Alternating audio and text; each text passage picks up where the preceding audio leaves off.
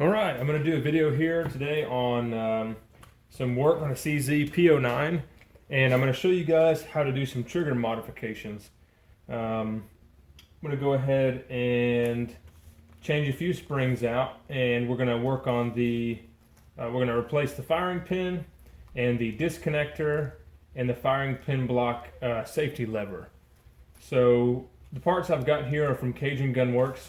I've got some hammer springs, firing pin spring, and then a safety detent spring, and a couple different weights. We'll go over that in a little bit.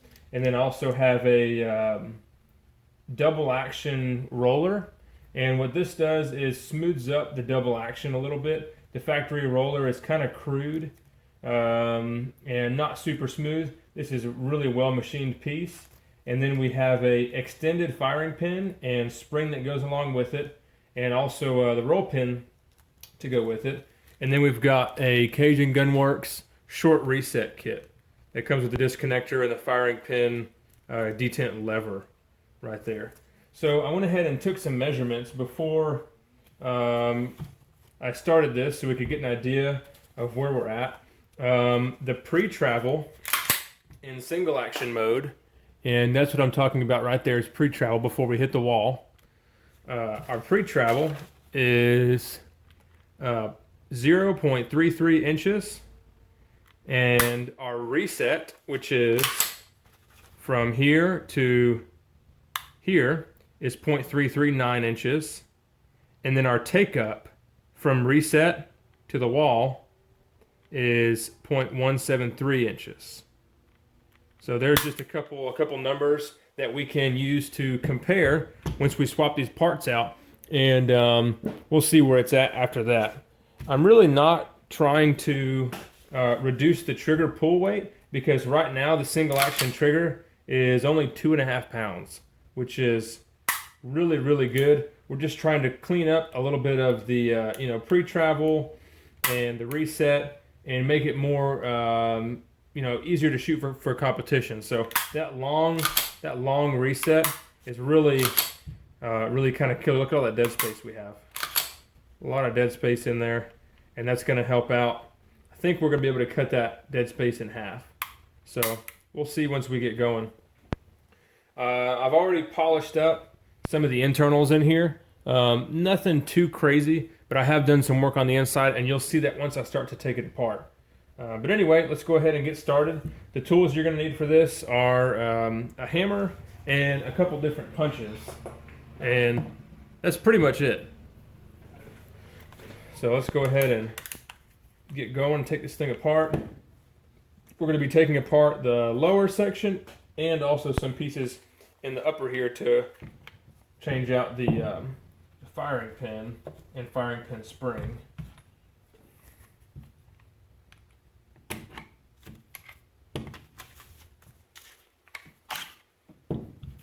Okay, I think we're going to go ahead and we're going to start with the lower first. And I have two different springs here for the hammer. The factory spring is a 19-pound spring. I got a 13-pound and a 15-pound. The 15 is good for practicing and competition, and then the 13 is competition only for super light primers. If you try to use that with like tool ammo or something, you're going to have problems. So we're going to start, we already have our upper off here. We're going to depress this little lanyard loop right here, press it in, and when we do that, we're going to push out on this pin to remove this pin right here. Really easy to do. You can just push it down on the table or something, and then push it down again, slide that out, and then slowly release upward, and we'll be able to take this out right here. And then with that out, we can replace it for one of our other springs. So I'm going to go ahead and put in the competition only spring, and I'm going to try out a couple different primers on it and see what it'll handle. But let's look at the two replacement springs compared to a factory one. So it looks like the blue one, which is the competition only the lightest spring, is actually longer than the other two, but it's made of a different type of wire. So what the wire is made of is going to make the difference. So I'm going to go ahead and, like I said, start with the lightest spring. And we'll try some, I'll probably try some S&B primers and see how they do. Actually, you know what? I'm going to leave this out for right now. So we'll leave that out, keep the tension off here, and then go ahead and get our short reset kit. And we'll install those pieces.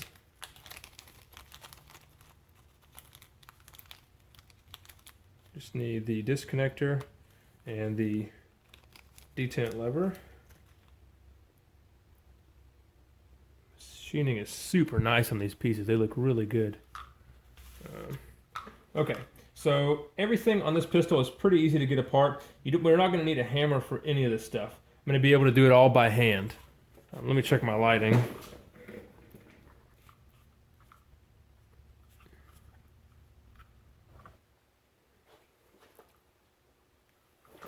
Okay, I'm going to try to do this at an angle so you can see it. It's going to be a little bit difficult for me to do this.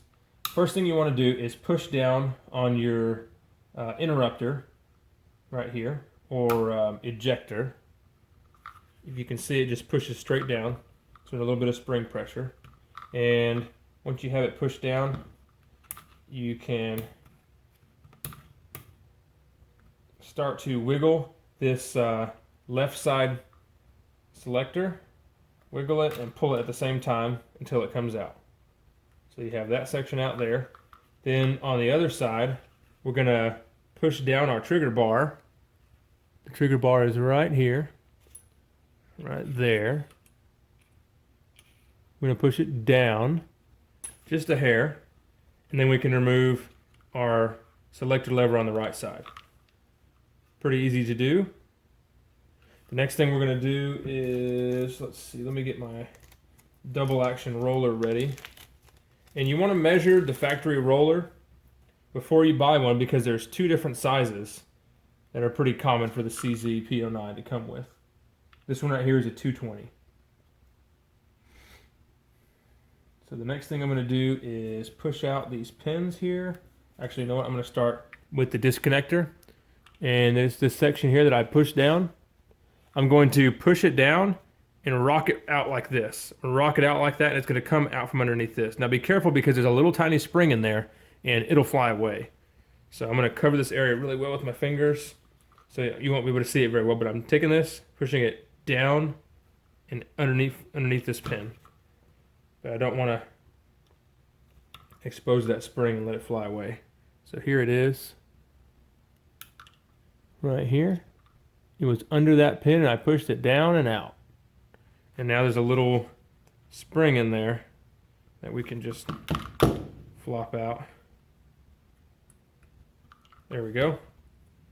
There's our ejector and ejector spring. Okay, next up, after that, we can push out our main pin here that the sear and all of our other pieces ride on. And like I said, you don't even need a hammer. You can just push it right out, just like that. It only goes one way. It's larger on one side than the other. And then I'm going to push my finger down on the sear and slowly remove my punch. Then I can release the sear, and all the pieces are going to come out. So right there we've got the sear, and we have the double action roller, which is mounted to the side right here of our firing pin safety detent lever. So let's go ahead and look at these two levers side by side. I don't think there's a lot of difference in the levers. I think most of it is in the disconnector. So we've got our hammer, strut, and disconnector in place. What we want to do now is pull back on the hammer and make sure it moves the trigger, so we know it's engaging the trigger bar inside there. Pull it all the way back. Then we're going to take our sear and set it down in place. You'll see where it fits in this notch here just perfectly. It'll sit right down inside there, and you'll push down on it. So you want to sit it down in, push down on it to hold the spring tension, and then start to insert the pin from the other side to capture the sear. And then once you have the sear in place, we can put in our other components. Let me mess with it here for just a second.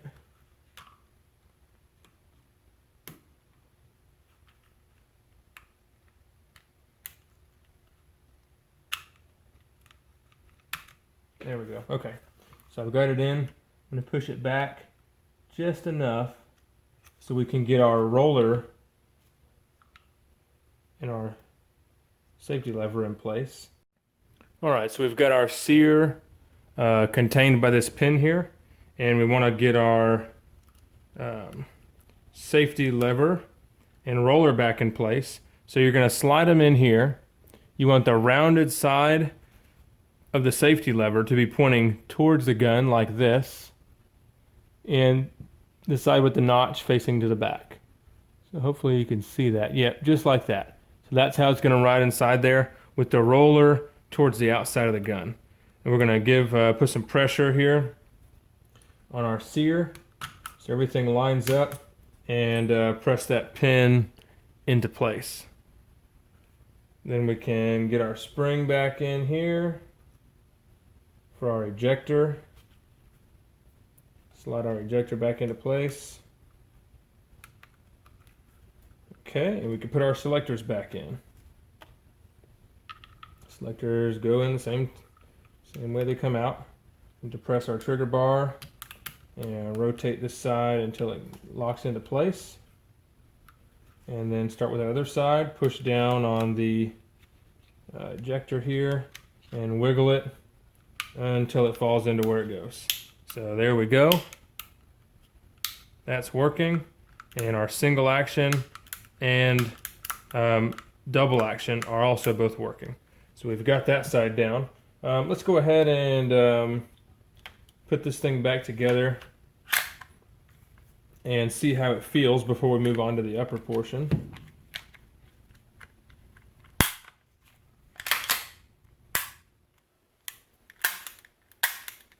I can tell you the double action is already feeling much smoother.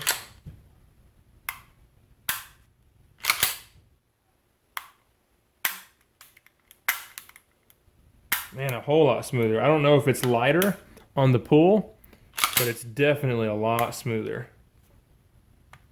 It feels like our reset is also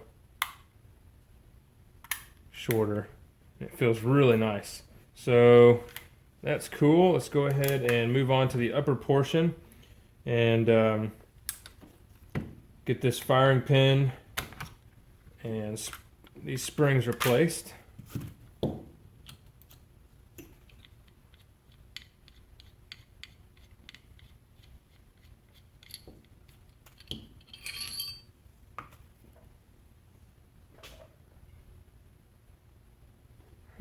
Okay.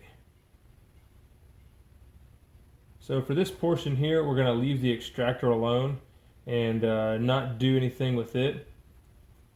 We're going to remove this pin right here.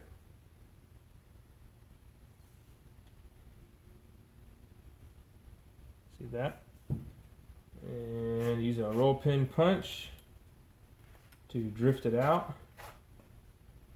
And while we're drifting it, I'm going to put a little bit of pressure on the firing pin to get it out of the way.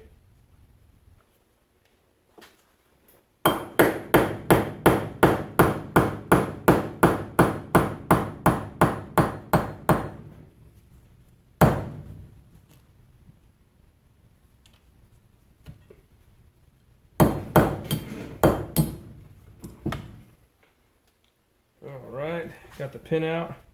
Put my finger here over the firing pin and the safety. I'll pull that out. There we go. There's our firing pin. There's our safety detent. Now we can replace them Okay, so when we have our components out, take a good look at them and see how it all works. Here's our new firing pin next to our old firing pin, and I can definitely see the extended firing pin is a tiny bit longer. The length, really not important. I mean, you can Google it. And then we have our little safety detent here. I also got a replacement spring for it. And let me grab that. You can see the factory spring is really tightly wound and it's very small.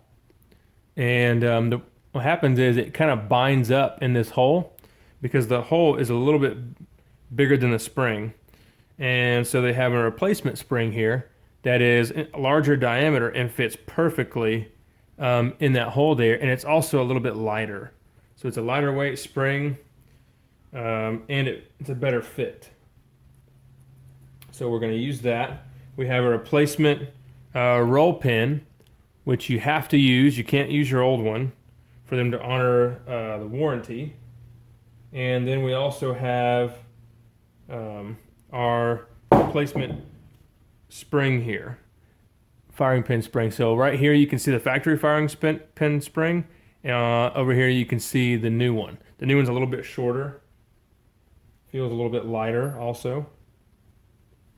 And what we want to do to assemble everything back is get this little section here and make sure the claw portion is facing straight this way and insert it just like that.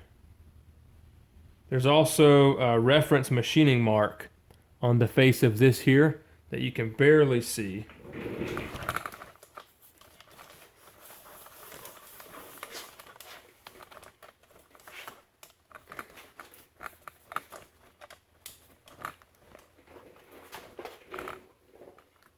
Okay, let's try a different camera angle here. All right. So when you're inserting this part here, you're going to want the claw to face this way. See that? Insert it down inside there.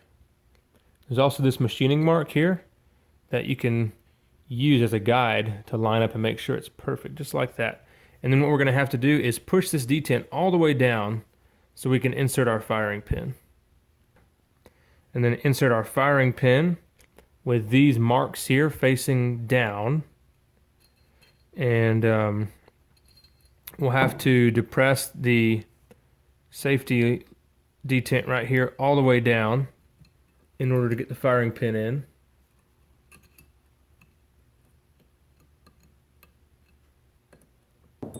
Okay, it looks good. So next up, take our new pin here and drive it into place.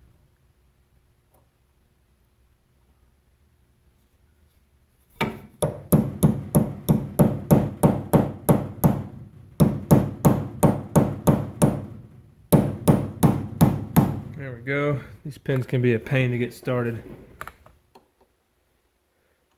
And what you want to do is make sure that the firing pin, let me see if I can get a better look at it.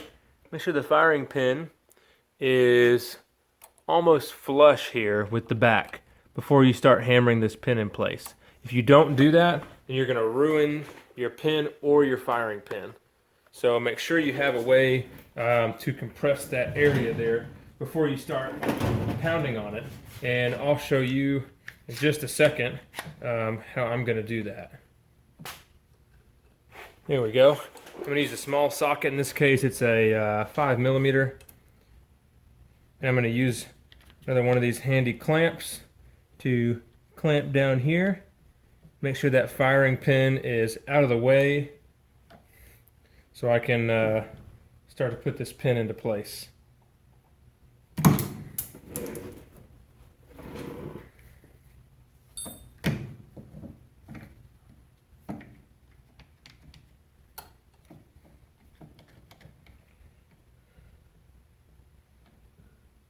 Alright, I've got it where it needs to be. Now I can start to drive this pin home.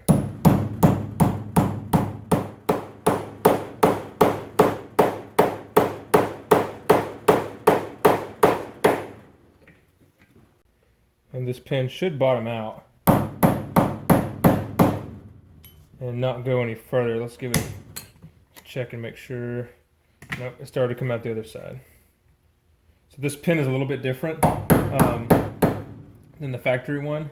The factory one will only go a certain amount before it stops, but it looks like this one is capable of going too far. So let me show you here. This pin should go in through the larger side and not come out this side. And the factory pin doesn't, but since this one is a little bit different, it will pop out too far, and you want it to be recessed below the serrations here. So mine is already okay, but I'm going to give it a little bit of extra movement that way just to make sure it's out of the way there. So there we go. There's the recessed pin. What it should look like. It should not be protruding out, but it should be pretty deep in that way. So we're going to go ahead and make sure that this is working properly. And the way we're going to do that is try to push the firing pin from the rear and see if it pokes out the front. And it does not. And we'll push our safety detent and then press our firing pin. And you can see it does come all the way out. So we know our safety's working. Now we've got all of our parts together. Go ahead and put this thing back and take some measurements.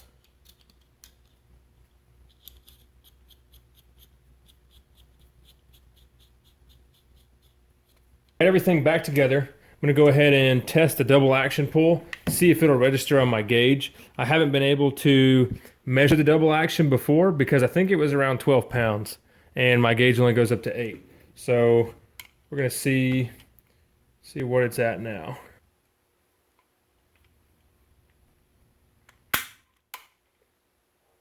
Nice, 7 pounds. Let's do it again. Heck yeah, 7 pounds. That is a nice double action. And I'll tell you what, it is super, super smooth. It feels so good. Let's test out our single action. And I'm hoping the single action trigger pull weight didn't change. Yep, 2.5 pounds, nice. So that's good to know. The everything that we did here today doesn't lighten up the single action pull, which is just fine, because that's not what I was looking for. Let's take a look here now at our pre-travel and our reset and our take-up and see what differences we have there. So I'm going to zero my calipers here. We're going to measure our pre-travel.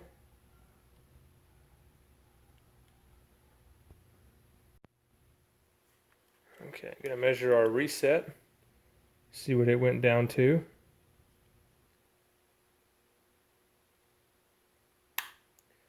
Reset is down to 225.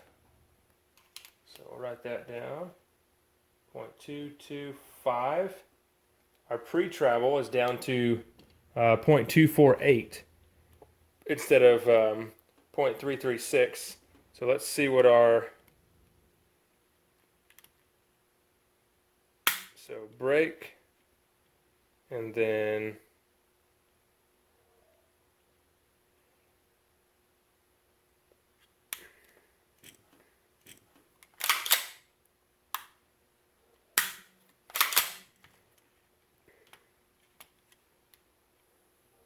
so our reset 0.225, we'll zero it there, see what our take up is to the wall. 0.078. 0.078. All right, so there you go. You can see what we've got here. Our trigger single action pre-travel, which is right here, went from 0.336 inches to 0.248. Our reset went down from 0.339 to 0.225. So let's take a look at that. Nice shorter reset. And then our take up from the reset to the wall went down from 0.173 to 0.078. Single action stayed the same at 2.5 pounds, and our double action went down to 7 pounds. So overall, money well spent. I would definitely recommend this at this point for competition use. These kind of parts are not really for a duty gun. With a duty gun, a trigger pull weight of 2.5 pounds is a little bit too light, I think, for safety, especially if you have a P-07 and this is your conceal gun. You may not want to go that light, but again, this is for a shoot steel competition, and all of these parts that I put in are legal for IDPA and USPSA. So if you have any questions, let me know. Put them in the comments.